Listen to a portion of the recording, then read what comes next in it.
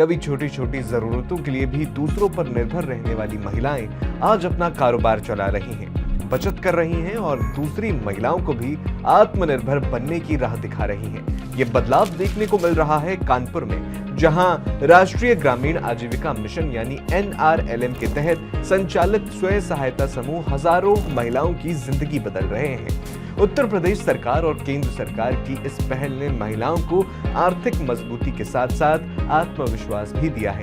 TV9 की इस खास रिपोर्ट में देखिए कैसे स्वयं सहायता समूह, जिसे SHG भी कहते हैं, महिलाओं के सपनों को नई उड़ान दे रहे हैं।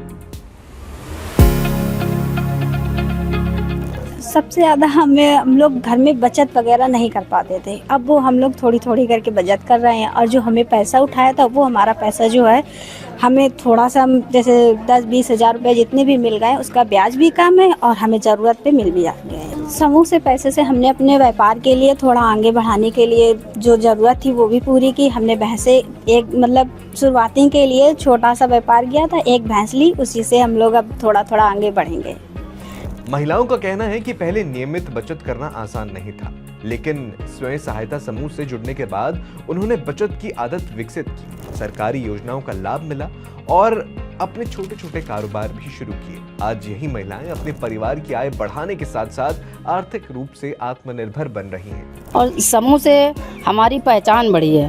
पहले मैं गृहिणी थी, जिसको हाउस वाइफ बोलते हैं, तो जब हमको समूह में जोड़ा गया तो हमारी हर ग्राम पंचायत से मुलाकात हुई। और पहले मैं समूह सखी पद पे काम किया, लेकिन हमने बहुत अच्छा काम करके दिया अपनी बहनों को, तो हमारी BMM द्वारा हमको प्रमोशन मिला। तो FLCRP पे मैं काम कर रही हूँ इस समय। मैं हर ग्राम पंचायत में जाकर अपनी बहनों को वित्तीय साक्षरता के बारे में बताती हूँ और आगे जागरूक करने की कोशिश करती हूँ और हमारी बहनें उस पर अमल करती हैं। स्वयं सहायता समूह सिर्फ बचत तक सीमित नहीं है। इनके माध्यम से महिलाएं आर्थिक रूप से सशक्त होने के साथ साथ समाज में जागरूकता भी फैला रही हैं। छोटी छोटी बचत से शुरू हुआ सफर आज वित्तीय साक्षरता तक पहुंच चुका है और समूह से जुड़ी महिलाएं अब गांव-गांव जाकर दूसरी महिलाओं को बैंकिंग बचत की जानकारी भी दे रही हैं। 2022 से हम लोग बाहर निकले हैं, 1 साल करीब नहीं निकले, 2022 से निकले थे।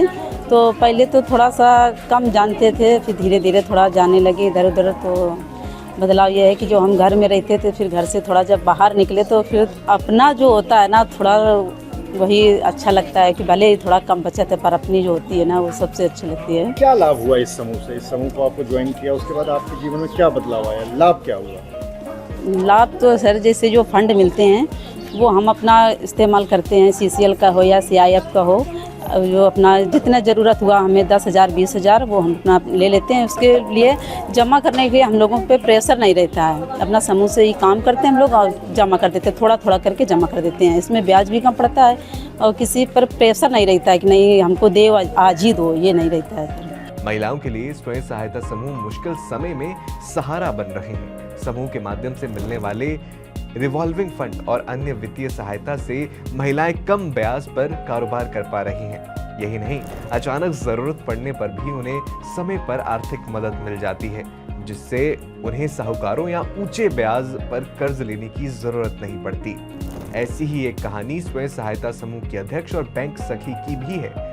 शुरुआत में मिले फंड से उन्होंने सिलाई मशीन खरीदी, कोरोना काल में उसी मशीन से मास्क तैयार किए और बाद में बैंक सखी बनकर गांव के लोगों तक बैंकिंग सेवाएं पहुंचाने लगी। सर, पहला तो लाभ हमको ये मिला कि हम जब RF हम लोगों को मिला तो RF से हमने एक छोटी सी सिलाई मशीन ली, सिलाई मशीन लेके सिलाई करना शुरू किया। इसके बाद जब कोरोना काल आया उस टाइम पे हमने उसी सिलाई मशीन से मास्क बनाए थे, अपने ब्लॉक में भेजे थे, जो कि मेरा एक मास्क 13 रुपये कुछ पैसे का बिका था।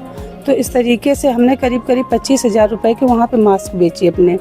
इसके बाद में फिर कोरोना के टाइम से ख़त्म हुआ तो फिर हमको जो हमारी BMM दीदी आई थी, श्रुति दीदी, उन्होंने हमको बैंक सखी का पद दिया कि आप बैंक सखी ज्वाइन कर लो, इससे वो हो जाएगा।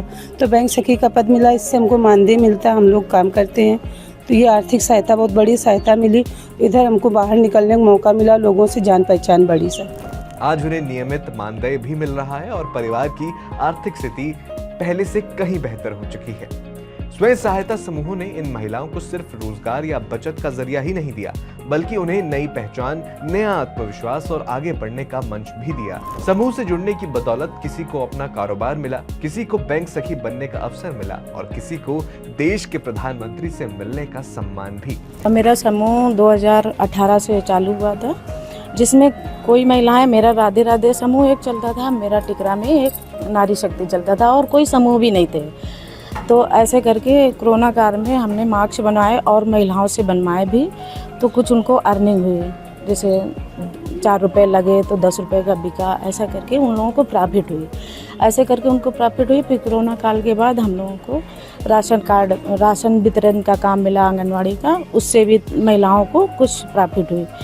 फिर आपके सबके आशीर्वाद से नरेंद्र मोदी से हमको मुलाकात हुई, उनसे भी हमारा परिचय हुआ समूह के ही द्वारा। न समूह में जुड़े होते तो कहाँ से, ऐसे करके।